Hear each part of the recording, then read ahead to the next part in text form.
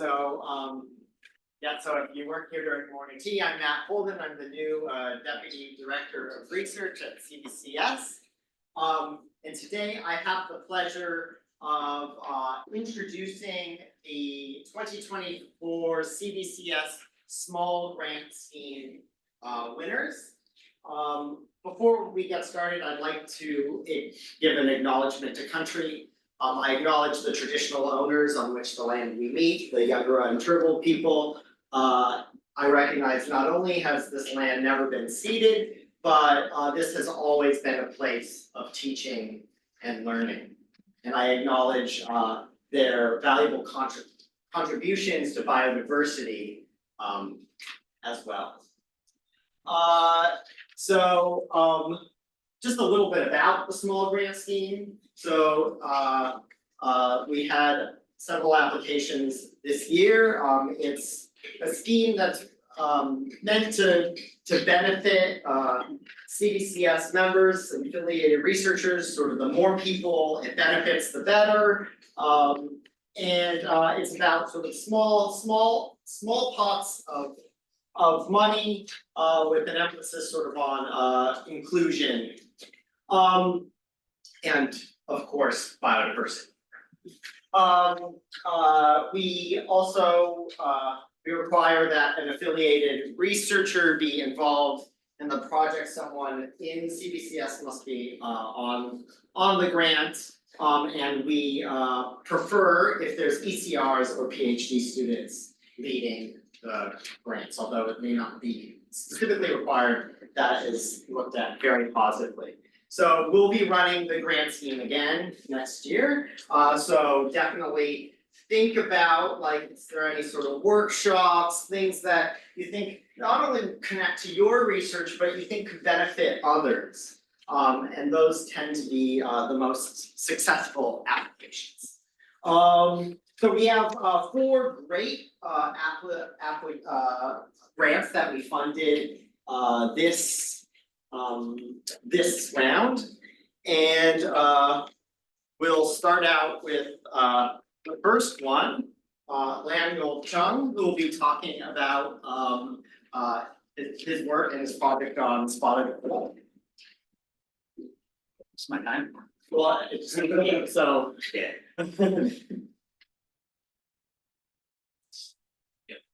It's working. Yeah, good morning, everyone. My name is Lamuel, and I'm a PhD student under April Design supervision, and also professor still working. And actually, my project is also focusing on trying to get you a picture.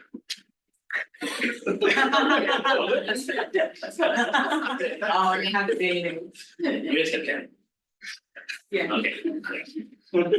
Yeah, actually, my PhD project is also focusing on the persistence of spotted tail quoll in the future of climate change. And the reason I want to, the reason I apply this scheme is that because I found it really hard to get data and get people together to talk about spotted tail quolls. And yeah, that's why I apply this scheme. And let's talk about some of the backgrounds of the proposal first. So the spotted tail quoll, the Spurious maculatus, we have 3 subspecies, 2 subspecies in Australia and 3 independent populations, just distributed around the eastern coast of Australia, as shown on the map. And the number are really decreasing at the moment because of habitat loss and fragmentations. And that's why setting up a protected area is the most direct and really straightforward conservation strategies, but it really requires cross-state, multi-parties, multi-stakeholders, multi-state, all people working together to do the spatial prioritization, because you see that the quote here, they have a really extensive range and distribution. So actually the National Recovery Plan also emphasized the importance of cross-state cooperation, as well as the standardized survey data plus spatial prediction. But the case is that at the moment the spatial prioritization is really localized, and they are fragmented in really small scale. And the main reason because is because there's currently a limited platform for facilitating discussions as well as information exchange specifically for spotted-tailed quoll. And furthermore, the inconsistency in survey data and spatial data sharing hinder the effectiveness of the use of this data for better spatial predictions. And that's why if you want to do a really good and consistent spatial predictions, we need to address this issue. And I also talked to one of the co-facilitator, which is working for the New South Wales government, and he said that there's currently no such kind of platform that gather all peoples together to talk about spotted-tailed quoll. And that's why I think it's a really good opportunity to do these things through this scheme.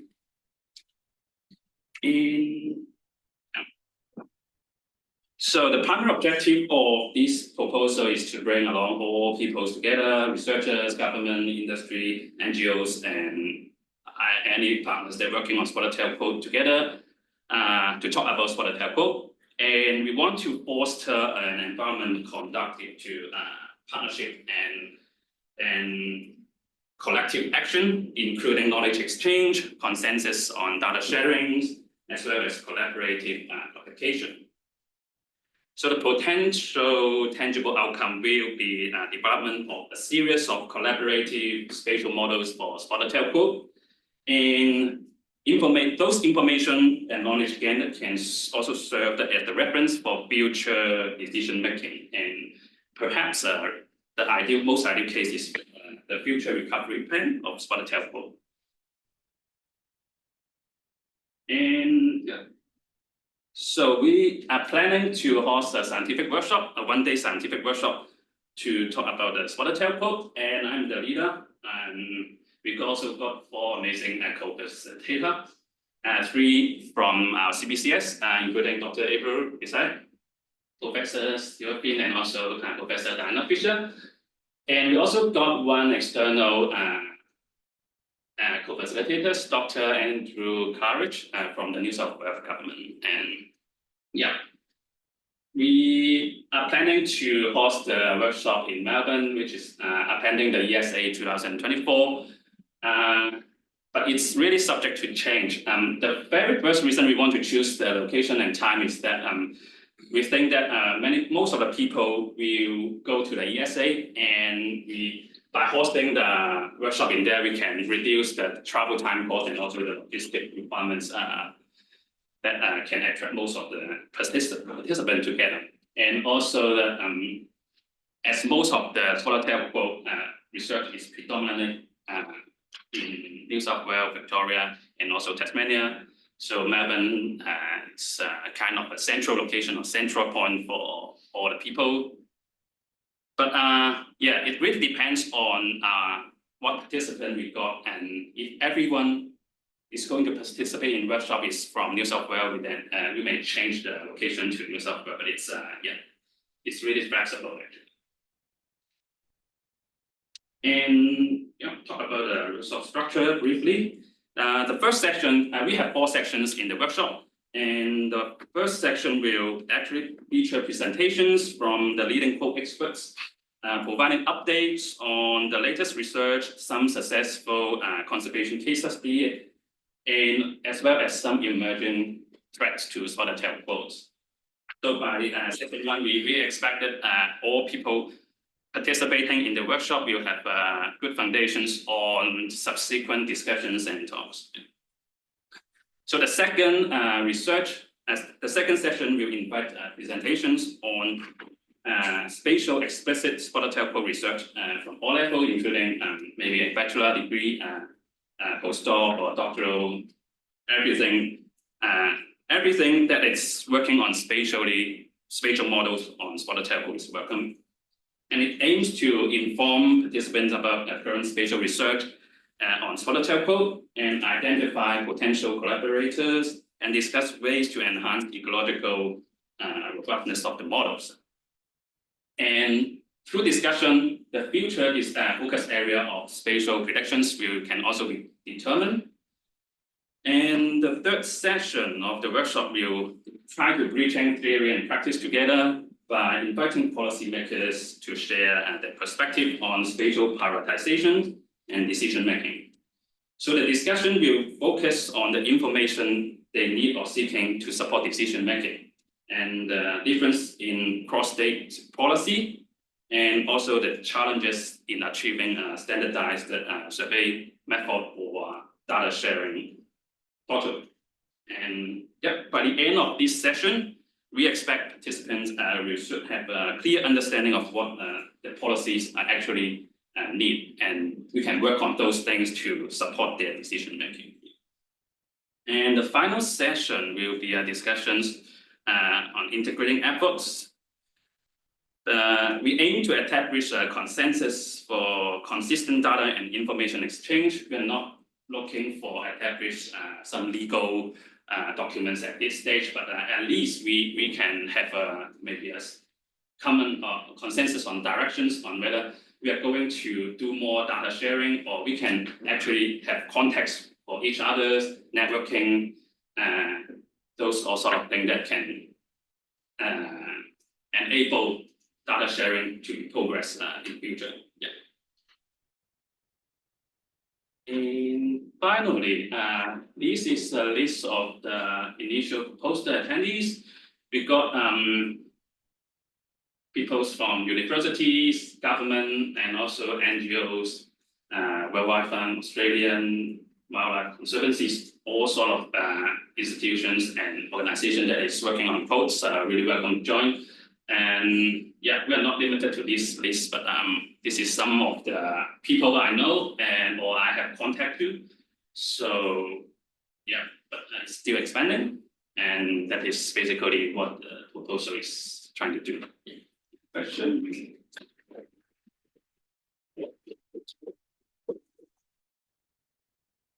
If there are any questions.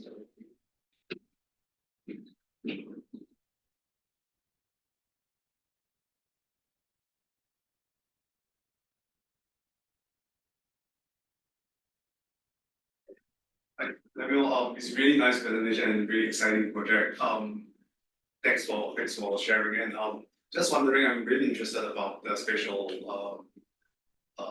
data or spatial planning that you are interested in working on during the workshop. Are you focusing on having a spatial plan on the threat for quolls or the recovery for quolls, or is it a spatial plan that's including policy implementations, or try to get all of the above to consolidate everything so that we move forward, or what's the target? Actually, that you mean the target of the spatial modeling in this workshop? Actually, this is the really good question, and actually, this is the one of the problem we want to solve in this workshop. We don't know what spatial model do the policymakers do requires, but at the moment, for my own project, I'm doing the predictions on climate change. Some of them may be doing predictions on distribution or threats of roadkill. We don't know which is effective or which is more useful for decision making, and that's why in the session 2 we want to focus on discussions on what really we are missing, what piece of puzzle are missing at the moment, and we hope that through this workshop we can provide answer of what focus we can do in the future. Actually. Thank you. If you are also interested in this research on quoll prioritization and conservation, contact Lamuel. All right, the list I have is not the same order as which the slides are coming up, but so I'm assuming the next one is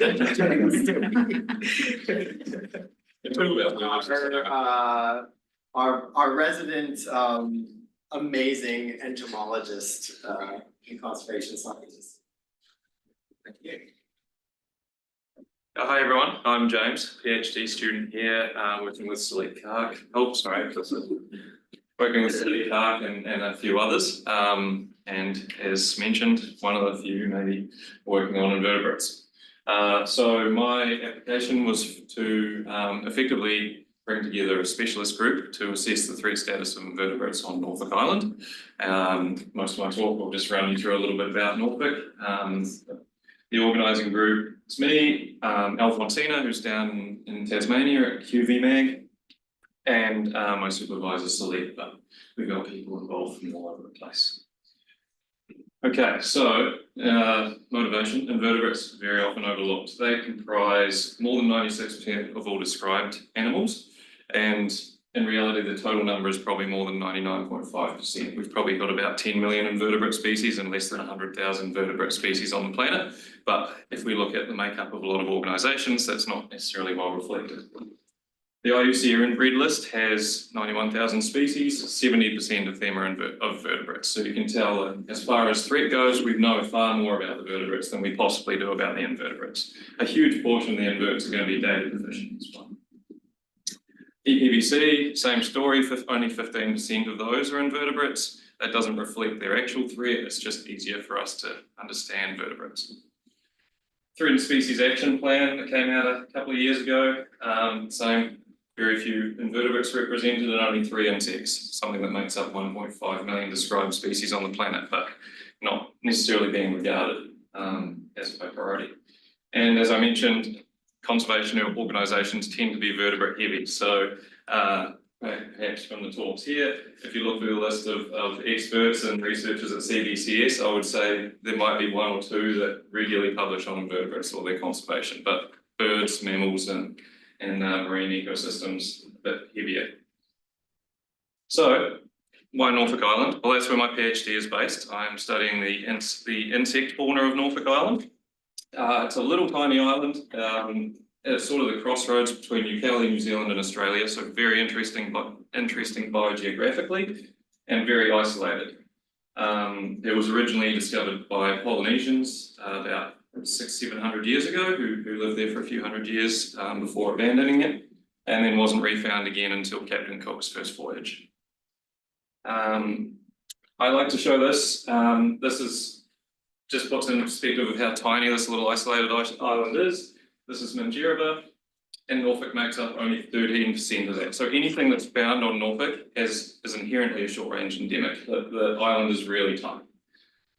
And it's undergone severe habitat loss since European colonisation, from being entirely subtropical rainforest to containing about 17% of the original vegetation, the rest being farmland, and that does exist is very degraded by weeds and introduced pests.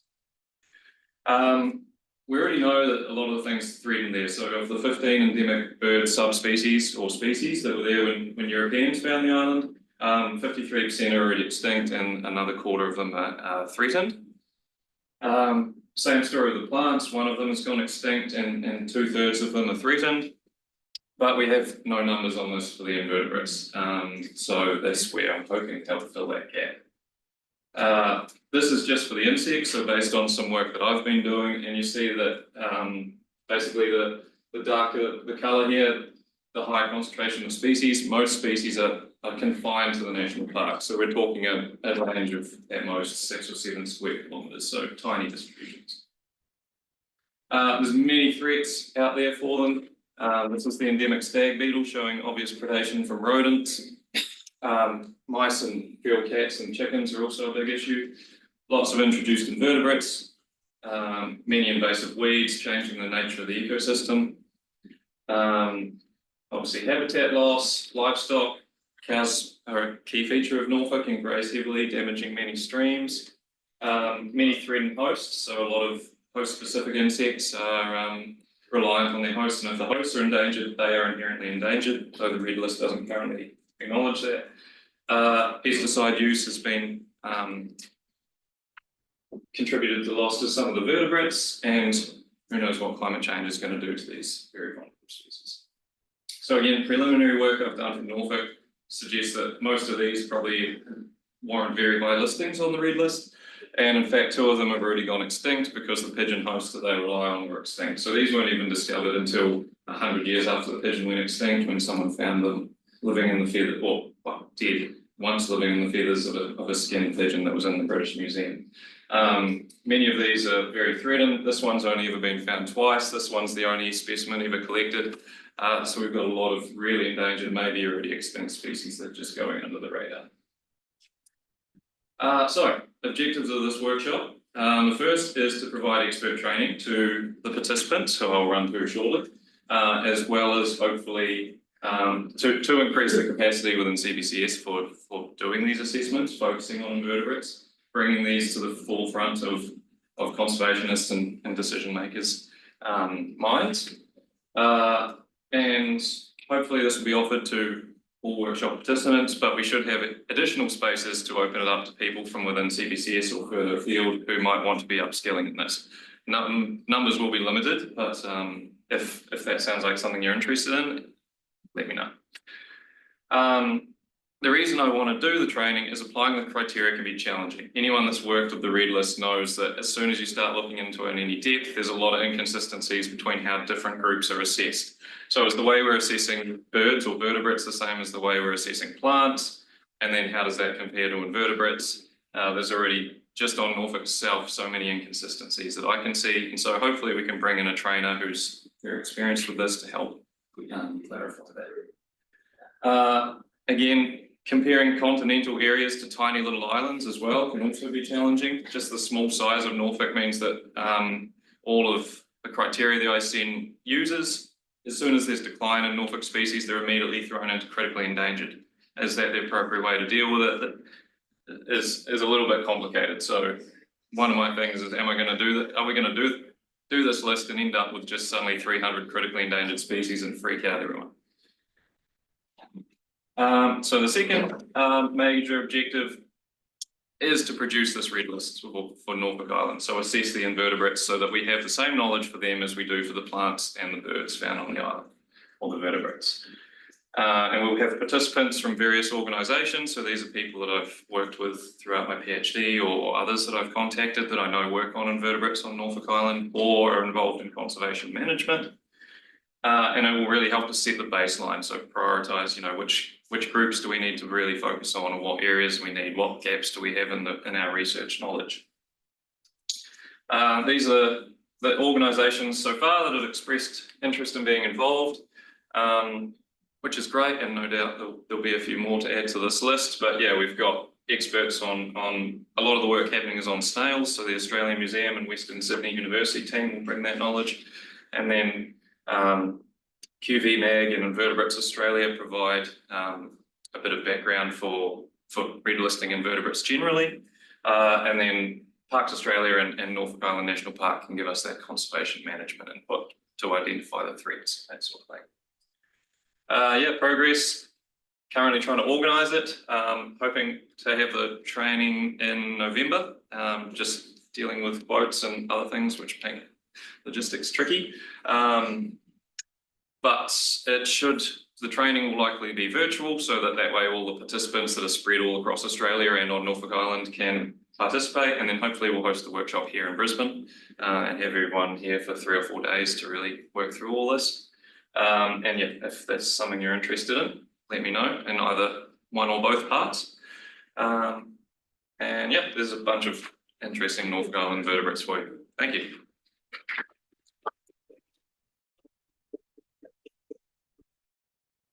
Any questions? So aside from using the museum specimens, how else are you gonna go about identifying like species that have gone extinct? That's a good question. We can only work with what we've got, really. There has not been a history of systematic surveys. We don't have records of lists of these things for a long time. So really, confirming extinction for invertebrates is extremely hard, and we're unlikely probably to list any of these as extinct. It would more be critically endangered, presumed extinct. But yeah, it's sort of the case of, is absence of evidence of absence, right? Like, just because no one's found it for 100 years, does that mean it's actually gone, or is it very endangered? And that's, hopefully we can bring everyone together and basically make a call, because if the people sitting around the table in that room can't decide, then probably no one else is going to either. But yeah, I think erring on the side of caution, it would be probably critically endangered, presumed extinct, as opposed to extinct. Yep. In a similar kind of vein, if you've got so few specimens, how do you know if they're different life stages of the same thing or not? Different. I guess it depends which group we're talking about. So this is I can go real deep into the entomology of insects, but if it's a holometabolous insect, we know we've always got the adult. So that's your butterflies and flies and beetles and things that have their larvae look like a caterpillar or a maggot. In most cases, I guess it's just a lot of experience. Speaking for insects, we can be pretty certain most of these can be distinguished morphologically. There's not really large radiations on Norfolk Island. Most things are independent lineages that have arrived. So it's not like, say, the Hawaiian Drosophila where they've radiated into hundreds of species. Norfolk is only 3.6 million years old. So the species there, usually there's not too many things that overlap. The small size and lack of ecosystem niche means we can be pretty confident we know a lot. Oh, that was very exciting. If you're interested in invertebrates.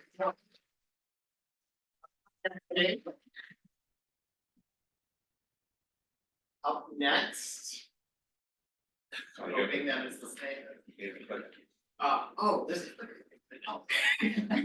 Already. All right. Up next, we have Chen and Nga-Yee, who are PhD candidates here, who will be talking about aviation coexistence. Morning, everyone. So our team aims to develop dialogue with aviation industry, so we can work together to navigate a path for coexistence. So at CBCS here, everybody is dedicated to conducting high quality research to inform policy and conservation actions. So we run a lot of conferences, yes, and we organize different working groups. Now we've got a new working groups, hopefully, on insects. And we developed guidelines. For example, IUCN Connectivity Working Group, we published the guidelines to mitigate the negative impacts from linear infrastructure. But soon I found out they also run conferences, but in a different way. Instead of viewing the wildlife as the assets to the society, they view them as hazard. So the conference looking at what would be the best ways to chase the birds away and get rid of them at airport. So they also running working groups. For example, in Australia, they got a working group called Australian Aviation Wildlife Hazard Working Group. And also they publish guidelines as well. What would be the best way to get rid of the wildlife? It's interesting. So why? It's understandable, right? Everybody fly. You fly to Norfolk Island, and then you fly to America. And we fly to do the data collections. Everybody flying, but I'm pretty sure maybe you are not very comfortable in sitting on this plane, surrounded by hundreds or thousands of starlings. So aviation industry, they did some estimation or research actually, back to 2001. The annual cost to repair the plane was about 1.21 to 1.36 billion. But they also said that it's about 20 years ago. Now everything is more expensive. And also only 20 to 40% of the cost were reported. So it's underestimated. How about Australia? So they estimate about 10 years ago, like annually, they have to spend about 9 million for the direct cost to repair the plane, and another 5 million to repair for the associated indirect cost. It's expensive. But then how about cost to biodiversity? Maybe it's even harder to make a calculation. And the wildlife lost their lives. Anybody really calculates the cost about their lives? And many species, their behavior may be changed as well. For example, the disturbance from the lower airspace movement may make the birds to abandon the nest. And how about that? Do you know what this is? It's very common in the US actually. So they do a lot of habitat modifications surrounding the apples, for example, putting all the like black floating board to cover the water body to avoid like all the animals coming here. But it's not really limited, only limited the species that are prone to strike, but could be limiting everybody else to using this area. But it's found to be effective in the US. I don't know whether the Australia they do the same way. And as you can say, due to the offset policy, so a lot of offsetting sites are close to the airport. So there could be a lot of wildlife movement. And then what we should do, so nature positive, encourage the conservation sector here to work with the industry partners to finance biodiversity. And same time as well, when I spoke to the aviation industry, that they have the sustainability to apply, the guidelines to apply, and they care about biodiversity, but they just feel lost in what they can do. So I think the aim of our projects is to build up dialogue to think about, can we turn the conflicts to coexistence? And can we turn the conflicts of the interests from two sectors to collaboration? So it's our aim. And before that, so what is happening in Australia? So to show the data from the ATSB, Australian Transport Safety Bureau, so it's about the cases of bird strikes per year. But I have to tell you again, so a lot of the data are not reported. And there's a sort of decline during the COVID time, but then it's coming back again. And which airport is more prone? It's based on the data in the past 10 years. Brisbane Airport, number one. And if you look at all the like high risky airports, a lot of them are in Queensland, Cairns, right? Gold Coast, Townsville, Rockhampton, Sunshine Coast. So actually Queensland is a hub for strikes. And if you look at the cases of strikes by per 1,000 flights, Gold Coast, Townsville is very high. So the data told us like every 1,000 flights, they got 3 cases of strike in Gold Coast. So for example, this Gold Coast airport is just next door to the Kobaki Nature Reserves. So it's like perfect wildlife habitat as well. So it's not surprising. And when did the strike happen? So according to the ADSB data, the peak is like morning when everybody commute. You want to fly to Sydney to attend a conference or coming back home. It's around like 6 to 7 p.m.-ish. And how about other data source? And we've got very talented experts here. So Xu from Rich's lab, and he used the weather radar data as well to look at the movement. For example, this one before the sunset, you can see the movement, the mainly cloud to the rainy day. But after sunset, a lot of biological data showing up, a lot of movement. Could be flying foxes, birds, and insects. Now we've got experts in house, it's great. So maybe can help us understand what are they. And also, if you look at the seasonal difference, this is data from the Sydney airport. The bird strikes happened like May, April, March. So is that some sort of associated with migratory patterns with some wildlife? We don't know. There's no data to indicate that. And at what height the strikes happen is interesting as well. So based on the weather radar data, a lot of activity happened below 250 meters.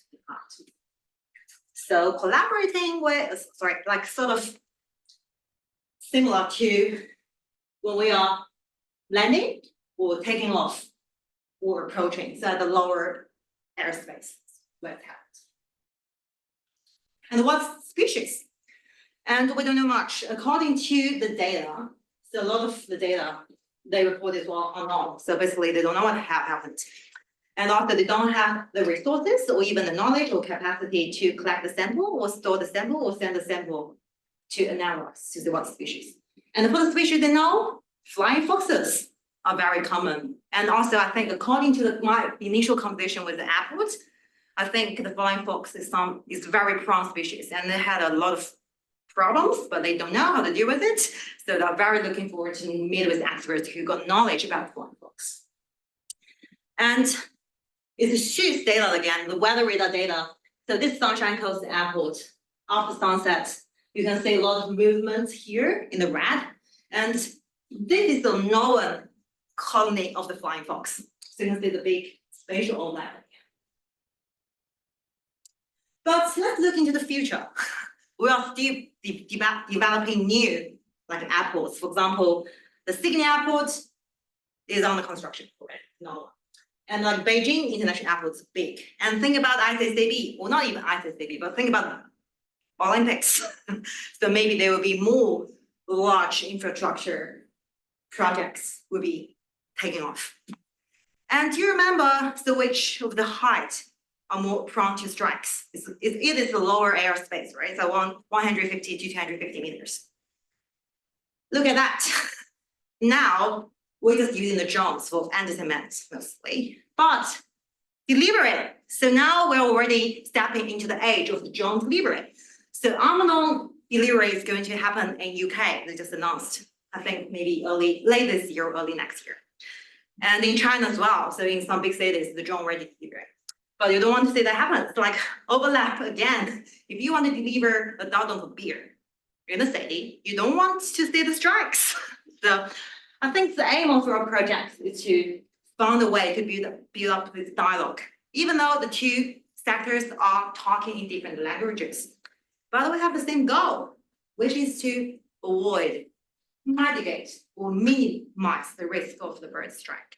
So I think CBCS here, we got so much in-house expertise can help us to understand what's happening.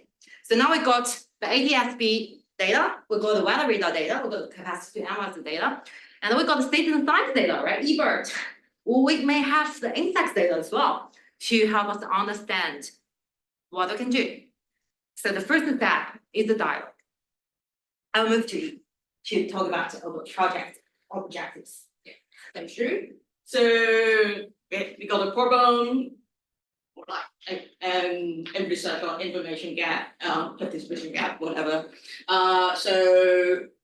We're trying to achieve something through our project. So as what she said, we are trying to like start a dialogue between the aviation sector and also the conservation sector here at UQ mainly, but we also welcome like all other experts from locally or like nationally.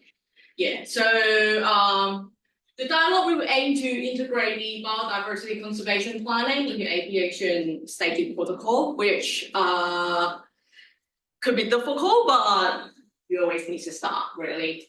And also we would love to set precedents for similar efforts like locally, nationally, and globally, because we found that the two sectors they do not have a lot of like information exchange or like closely work relationships. So that's the areas we can do a little bit more to really contribute to the real world conservation.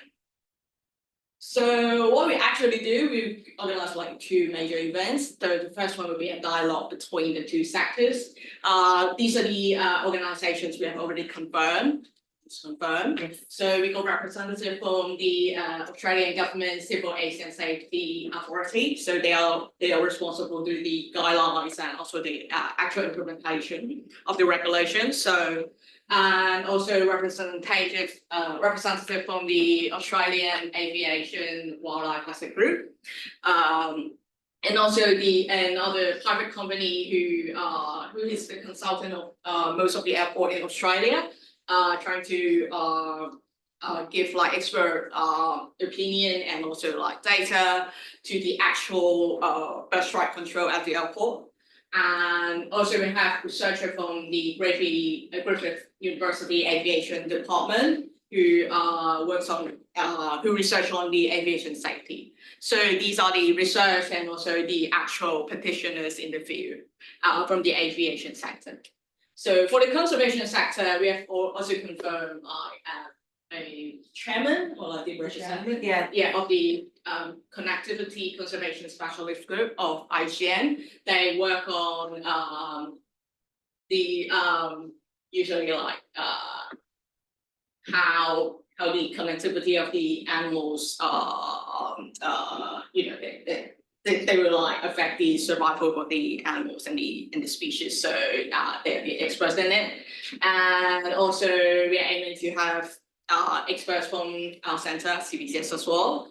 So yeah. So the event will be we aim to organize it at UQ. So people can talk directly, but we also make it hybrid to as we know many experts or from both sectors may not be able to come in person. We try to organize it in October this year, but the exact date to be confirmed.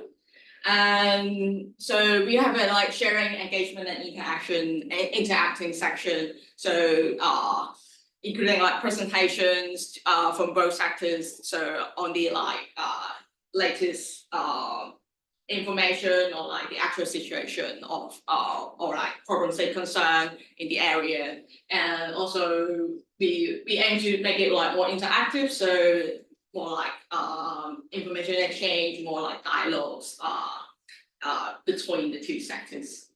After the event, we will also have a networking section with refreshment at St. Lucy's, which is down there. So for more like in-depth talk and also some more catch-up gathering. So we aim to open to all CBCS members. So as far as we confirm the dates and also details, we will share them with you all. So the other event will be a visit to the airport. So we think that after all like the talk or like information exchange, it's good to know, good to have a like first-hand experience or like a look on what actually they do at the airport. So we're still contacting the airport, so to see how they do wildlife management or like how the airport runs, how they operate. So to get more insight from their work and to have a further thought or like what the further collaboration or like what future ways we can do. Again, details will be confirmed like we will share when confirmed. So that's all from us. So thank you very much, and looking forward to see you all in the events.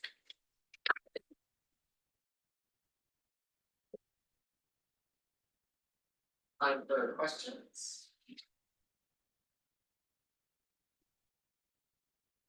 Yeah. I just have one. Have you reached out to the folks within CBCS that specifically work on bats? Because I wouldn't have immediately thought of bats as being the main species. And there are some big micro bat. This would be amazing. Yeah, actually, we don't know who's researching on the bats.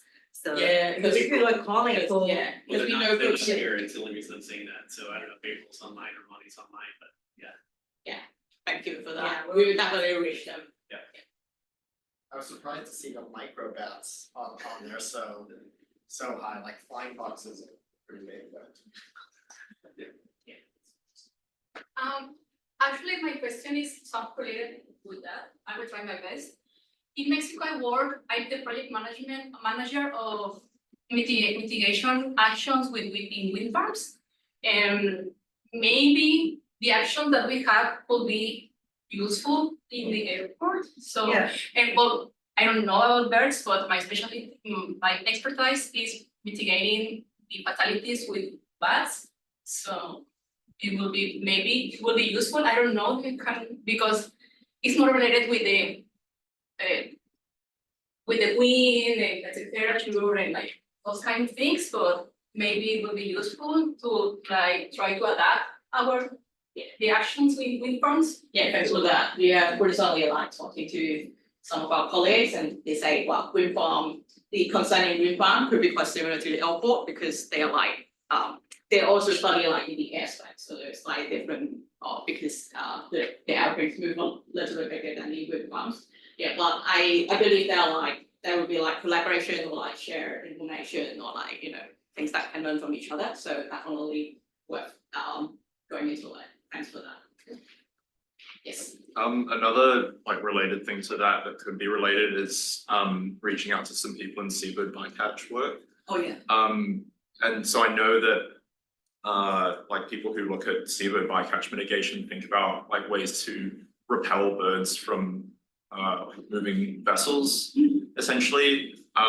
But some of the mitigation measures are quite controversial. So I know that they were inspired by airports to try using lasers to repel birds, but then they were actually worried that that was causing more harm to the birds than preventing their deaths. So like, yeah, I don't actually have any answers there, but it could like there could be conversations there as well where some people have experience with deploying certain measures that haven't been used in other places. Thanks for that very good suggestion. Yeah, and also details and formalized, hope everyone can share, so that we can invite more people to make the dialogue the more informative. Yeah, and we got good ideas already, so really looking forward to have more from you. And SLEAD is offering to collaborate.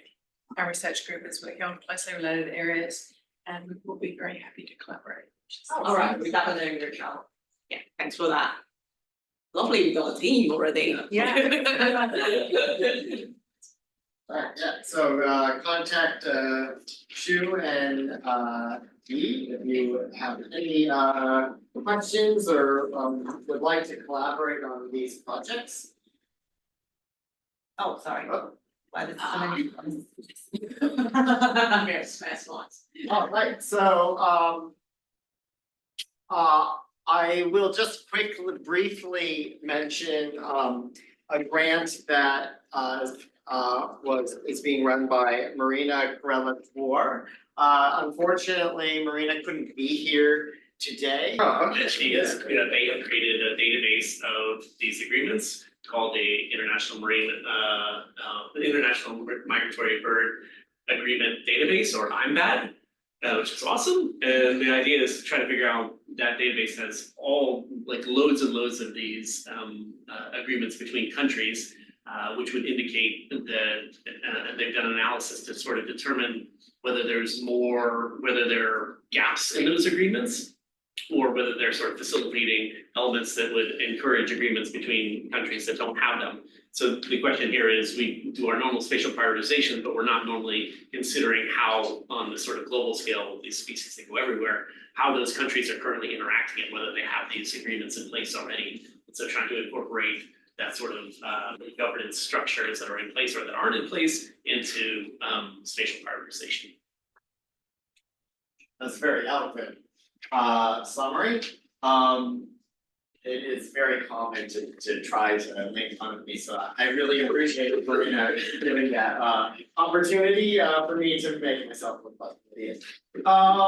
So with that, we've sort of run out of time, but if anyone has any questions or would like to collaborate on this grant, Marina's email address is down here.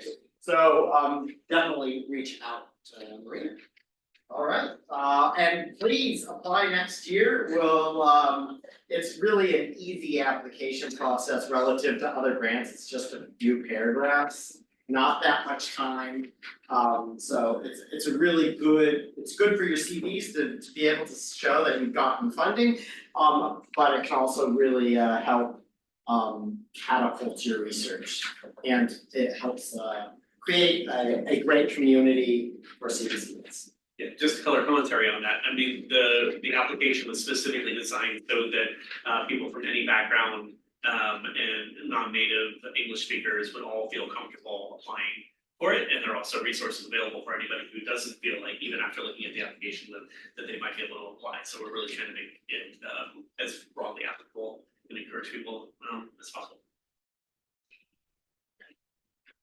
All right, well, it was exciting to be able to introduce all these projects to you. A round of applause for our grant winners.